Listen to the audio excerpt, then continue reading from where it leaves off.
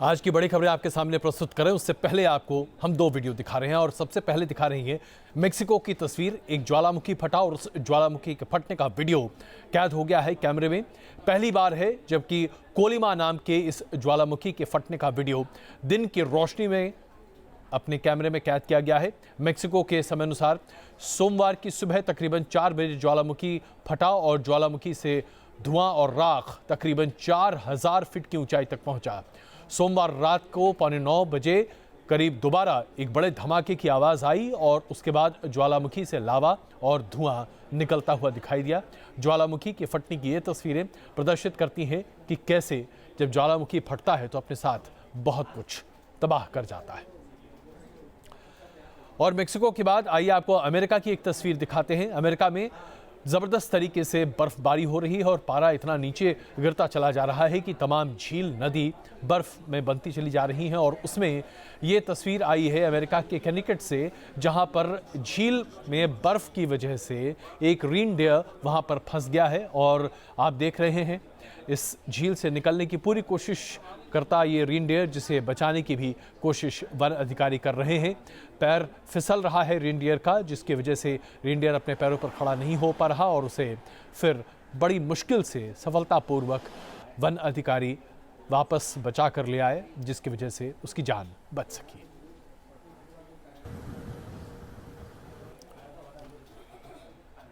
और आइए आज की बड़ी खबर आपके सामने प्रस्तुत करते हैं। एक चुने हुए विधायक से आप क्या उम्मीद करते हैं? एक जनता का प्रतिनिधि जो जनता के सुख दुख अच्छे बुरे हर वक्त में उसका साथ रहने का दावा करता है। अन्यथा हम क्यों चुनते हैं इस जनता के प्रतिनिधि को? लेकिन आज हम आपको एक ऐसे विधायक जी से मिलाने जा रहे हैं जिसने एक छोटी सी बच्ची के साथ ऐसी हरकत की है जो प्रदर्शित करती है कि उसकी मानसिकता कितनी गंदी और गलीज है। यह बच्ची शारीरिक शोषण की ग्रसित बच्ची है और इस बच्ची से पूछताछ करने पहुंचे विधायक जी ने ऐसी गंदी भाषा, ऐसे गंदे शब्दों का इस्तेमाल किया और वो भी सरेआम कि क्या कहा जाए। और ये सब कुछ पूछताछ के अंतर हो रहा था। क्या वाकई में इस विधायक जी को ये अधिकार था? बिहार के हाजीपुर का ये वाकया है। आइए आप देखिए और उसके बाद खुद तय कीजिए कि ऐसे लोगों को क्या हमें चुनना चाहिए। मानव तस्करी का अड्डा बना दिया, यहां से लड़कियों को ट्रैपिंग कराता। ललन पासवान आरएलएसपी के विधायक हाजीपुर के एक हॉस्टल में छात्रा की संदिग्ध मौत के बाद विधायक जी सांत्वना देने पहुंचे थे। लेकिन सांत्वना देने का अंदाज कैसा था, ये सुनकर शायद आपकी आंखें भी शर्म से झुक जाएंगी। विधायक जी ने एक छोटी सी बच्ची से ऐसे सवाल पूछे जिन्हें किसी भी तरह से सभ्य नहीं करार दिया जा सकता। के साथ कैसे मतलब सही से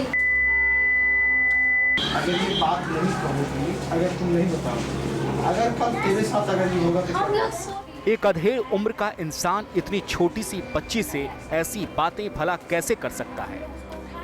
सोचकर भी बुरा लगता है। लेकिन ये विधायक हैं, मीडिया के कैमरे सामने ही हैं, लेकिन विधायक जी एक के बाद एक अजीबोगरीब सवाल दागे जा रहे हैं। मान लो कि किसी तरह की अपराधी वहां से घुस के इस अंदर में तुम्हारे कमरे में चले जाए, तुम्हारे साथ क्या होगा बताओ? अगर नहीं कोई प्रोटेस्ट करेगा, नहीं बोलोगी, नहीं बताओगी सच, तो अपराधी नहीं पकड़ा जाएगा। कल तुम भी उसके शिकार हो सकती है, कल ये भी शिकार हो सकती है। तो अपराधी जो है किसी को पकड़ सकता है, शिकारी तो किसी के साथ भूखा नहीं, जानवर की बात नहीं है। इस छोटी सी बच्ची के साथ ललन पासवान ने कुछ ऐसी बातें भी की जो हम आपको सुना भी नहीं सकते।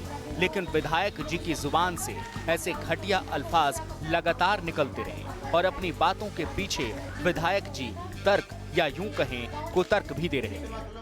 हमको अगर मौका मिले सबसे बारी से बात करने, तो अपराधी पकड़ा जाएगा। अपराधी पकड़ाएगा किसे? दुनिया में कोई लादेन पकड़ा गया, अपराधी कैसे नहीं पकड़ाएगा? दरअसल हाजीपुर के इस हॉस्टल में छात्रा की लाश मिलने के बाद हंगामा मच गया था। लड़की के परिवार का रो रो कर बुरा हाल था, तो नाराज स्थानीय लोगों ने हॉस्टल में तोड़फोड़ भी की थी। लेकिन जख्मों पर मरहम लगाने की बजाय ये विधायक ऐसी हरकतें करते नजर आए। आरएलएसपी के विधायक के आपत्तिजनक सवालों के बाद अब वहां राजनेताओं के जाने पर रोक लगा दी गई है और पुलिस अनुसंधान में तेजी से जुटी हुई है। विजय सत्येंद्र के साथ रजनीश सिन्हा, न्यूज नेशन, पटना। हम आपको बस याद दिलाना चाहते हैं कि लल्लन पासवान दरअसल केंद्रीय मंत्री रामविलास पासवान के परिवार से संबंधित हैं, उनसे संबंधित हैं, और उसके बाद जो कि राजनीति में एक लंबा अवसर रह चुके हैं, लड़कियों से इस तरह के सवाल पूछ रहे थे जो कि अपने आप में किसी भी तरीके से जायज नहीं ठहराए जा सकते। और आइए आपको जयपुर की एक खबर दिखाते हैं जहां एक लड़की के साथ गैंगरेप का मामला हुआ जिसने सबको चौंका कर रख दिया है। सदर इलाके में लड़की को ऑटो में बैठाकर जबरन सुनसान इलाके में ले जाया गया और वहां उसका बलात्कार किया गया। इस पूरे मामले को देखकर यही प्रतीत होता है कि जयपुर में भी महिलाएं सुरक्षित नहीं हैं। जयपुर में महिला के साथ गैंगरेप, सुनसान इलाके में देर रात घिनौनी वारदात को अंजाम। यूपी के मैनपुरी की रहने वाली पीड़िता जयपुर में पढ़ाई करती है। घटना के दिन वो अलवर से इम्तिहान देकर जब जयपुर रेलवे स्टेशन पर पहुंची तो वहां बदकिस्मती उसका इंतजार कर रही थी। मंजिल तक पहुंचाने का भरोसा देकर एक ऑटो वाले ने लड़की को अपने ऑटो में बिठा लिया। उसमें पहले से ही 3 लोग सवार थे। लड़की वक्त रहते उनका इरादा नहीं भांप सकी। ऑटो वाले उसे 2 से 3 घंटे तक घुमाते रहे और एक सुनसान जगह पर जाकर गैंगरेप को अंजाम दिया। इसको शहर में 2-3 घंटे तक कहीं नारायण सिंह सर्किल या उसके पास कहीं ले गए और फिर इसने उनसे कहा कि भाई मुझे जगतपुरा छोड़ दो, तो वो कह रहे हैं छोड़ते हैं। उसके बाद में इसका कहना है कि मेरी आंखें उन्होंने बंद कर दी और मुझे किसी जगह पे ले गए जो पार्क टाइप था और वहाँ पर मेरे साथ 2 या 3 जनों ने, एग्जैक्ट इसको पूरा पता नहीं है, इसके साथ दुष्कर्म किया है। लड़की को सुबह होश आया और तब जाकर उसने पुलिस को फोन किया। लड़की का कहना है कि उसे इस कदर डरा दिया गया कि जब उसे ऑटो पर घुमाया जा रहा था तब भी वो चीख पुकार नहीं मचा सकी। आरोपी पुलिस की गिरफ्त से अभी फरार हैं। लड़की का मेडिकल कराया जा चुका है और मामला दुष्कर्म का दर्ज कर लिया गया है। पुलिस सभी आरोपियों को ढूंढ रही है। वीडियो जर्नलिस्ट छत्रपाल सिंह के साथ मनीष भट्टाचार्य, न्यूज नेशन, जयपुर। सिर्फ इस वजह से कि पूर्वोत्तर राज्यों के बाशिंदे उत्तर भारतीयों की तरह नहीं दिखाई देते तो क्या यह माना जा सकता है कि वो हिंदुस्तानी नहीं है? हम ये रिपोर्ट आपको दिखाकर ये साबित करना चाहते हैं कि उत्तर भारत के लोगों की मानसिकता किस तरह से बड़ी ही संकुचित है। उत्तर पूर्वी राज्य से आए कुछ बच्चे ताजमहल देखना चाहते थे और ऐसे में वहां पर उन्हें यह कहा गया कि या तो आप अपना आधार कार्ड दिखाइए या ये साबित कीजिए कि आप हिंदुस्तानी हैं, तभी आप ताजमहल देख सकते हैं बतौर हिंदुस्तानी, अन्यथा आपको विदेशी नागरिकों की कतार में खड़ा होकर विदेशी नागरिकों के हिसाब से टिकट खरीदना पड़ेगा। जरा सोचिए, एक हिंदुस्तानी को हिंदुस्तानी होने का सबूत देने की जरूरत हिंदुस्तान में पड़ रही है। इससे ज्यादा अपमानजनक बात किसी हिंदुस्तानी के लिए क्या हो सकती है? कागज के इस टुकड़े पर लिखा एक एक हर्फ आपको बता देगा कि मणिपुर से ताजमहल देखने आए छात्रों से किस किस्म का बर्ताव किया गया था। ताजमहल की विजिटर बुक में की गई इस एंट्री में ये छात्र लिख कर गए। हम आपको बताना चाहते हैं कि हम सभी छात्र एक एजुकेशनल टूर पर पूरे भारत में घूमते हुए ताजमहल पहुंचे थे। यहाँ तैनात सुरक्षा कर्मियों ने हमें कहा कि हम अपना भारतीय होने का सबूत दें और अपना आधार कार्ड दिखाएं। अपने ही मुल्क के लोगों से यूं अपनी नागरिकता का सबूत मांगना अजीब सा लगता है, लेकिन आगरा में मणिपुर के छात्रों के साथ कुछ ऐसा ही हुआ। हालांकि पुलिस के दखल देने के बाद इन छात्रों को एंट्री मिल गई, लेकिन अपना दर्द इन्होंने जरूर बयां कर दिया। हम आपसे अपील करते हैं कि अपने कर्तव्य को पूरा न करने वाले इन सुरक्षा कर्मियों पर उचित कार्रवाई करें।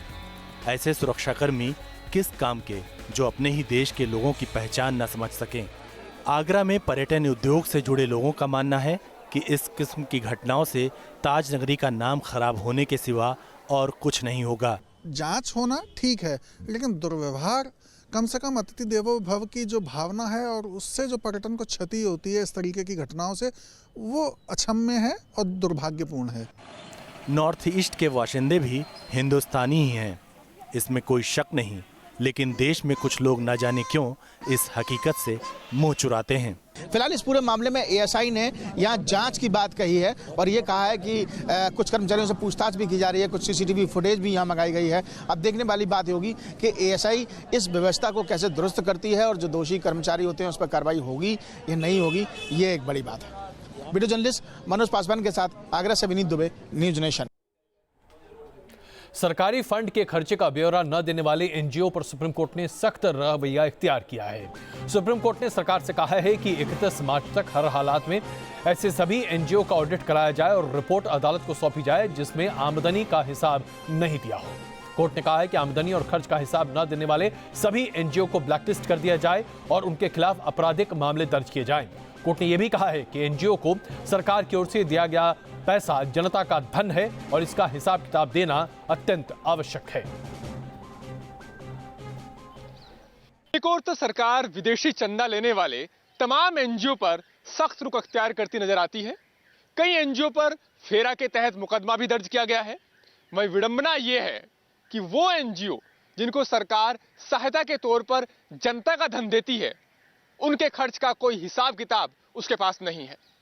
और यही वजह है कि सुप्रीम कोर्ट ने इस पूरे मसले पर सख्त रुख अख्तियार करते हुए सरकार से 31 मार्च तक ऐसे तमाम एनजीओ को ऑडिट कराने का निर्देश दिया है। वीडियो जर्नलिस्ट सुमित कुमार के साथ अरविंद सिंह, न्यूज नेशन, दिल्ली। हम हिंदुस्तानी 4,500 रुपए अपने एटीएम मशीन से निकालने के लिए रोज दिन जद्दोजहद करते हैं और न जाने कितनी बार एटीएम मशीन के सामने खड़े हो जाते हैं अगर हम बैंक में जाकर पैसे ना निकाल पाएं। लेकिन इस नए 500 और 2000 के नोट के नकली नोट कितने आसानी से बन रहे हैं, ये देखने के लिए आपको बहुत ज़्यादा दूर जाने की ज़रूरत नहीं है। रोज़ दिन टीवी खोलिए, अखबार खोलिए और आपके पास ऐसी खबरें आ जाती हैं। अब दिल्ली में ऐसे गिरोह का पता चला है जो 500 रुपए और 2000 रुपए के नकली नोट सर्कुलेशन में डाल रहा था। बताइए कितनी आसानी से नए नोट जाली बनाए जा रहे हैं।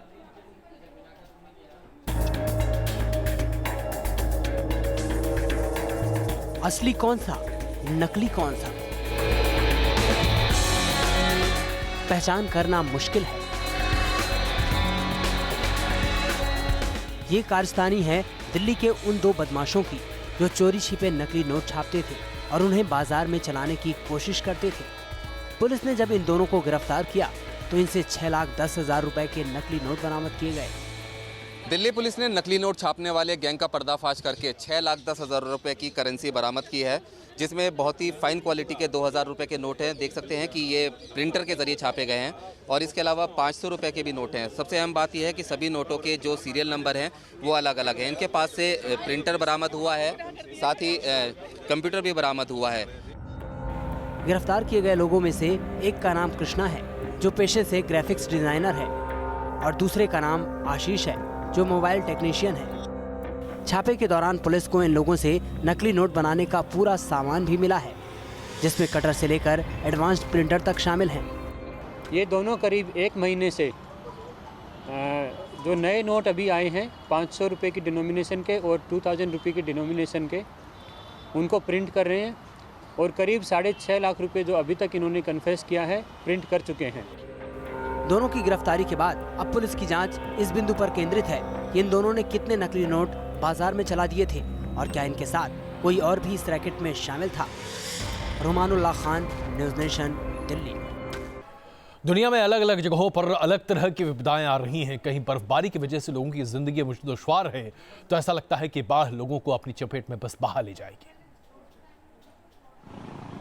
तस्वीरें थाईलैंड के खीरी कान की है, जहां अचानक आई बाढ़ ने लोगों को अपने ही घरों में सिमट कर रहने के लिए मजबूर कर दिया है। सोमवार को अचानक नदियों का पानी बढ़ा और पानी शहर के अंदर घुस आया, जिसने बाढ़ जैसे हालात पैदा कर दिए। कुछ ही घंटों के अंदर बढ़े इस पानी के चलते सड़कों पर गाड़ियों का चलना दूभर हो गया।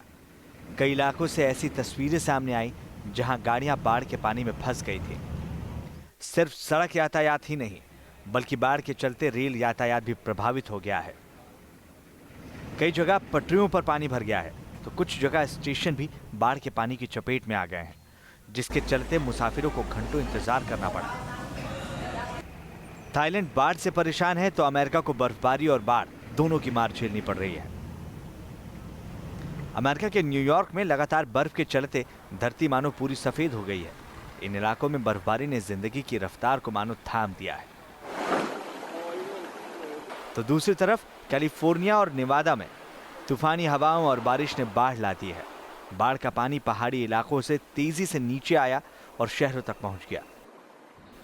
कई जगह तो बाढ़ के चलते गाड़ियां भी उलट गई हैं, जिन्हें बाद में निकाला जा सका। कैलिफोर्निया और नेवादा में बाढ़ का खतरा लगातार बढ़ रहा है। मौसम विभाग का कहना है कि आने वाले दिनों में बारिश बढ़ने वाली है, जिसकी वजह से बाढ़ दूसरे इलाकों तक पहुंच सकती है। इसी खतरे की आशंका को देखते हुए कई इलाकों को खाली भी करा लिया गया है। Team news nation.